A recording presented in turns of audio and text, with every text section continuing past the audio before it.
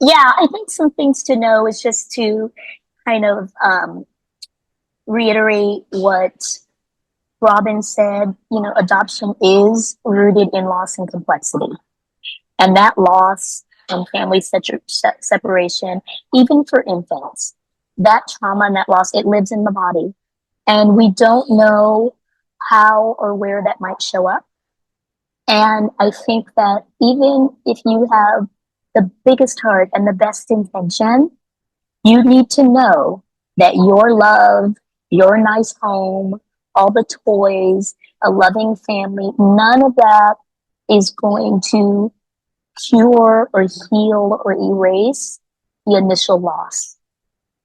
And I have, I've spoken to adoptive parents that I think live in just a la la land. Like, all we need is love. And that's not all you need. I think that you need a political analysis that racism and poverty are embedded in all aspects of adoption, that there is prevalent racist practice of pressuring expectant parents of color to relinquish their children. There is a practice of not providing poor and people and parents of color with support, of even offering lower placement fees for children of color as if they have lower value.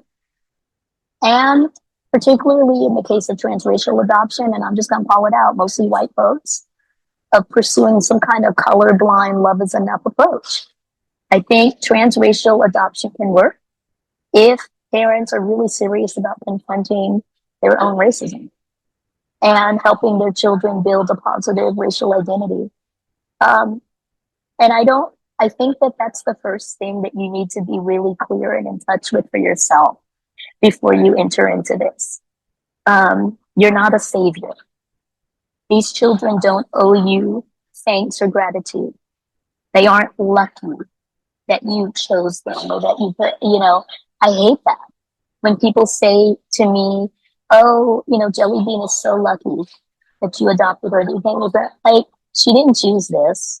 She didn't choose any of the circumstances that led to her joining my family. And she doesn't owe me gratitude for being her mommy. I'm teaching her a gratitude practice around other things, but certainly not around love and care. She is deserving inherently of love and care and safety.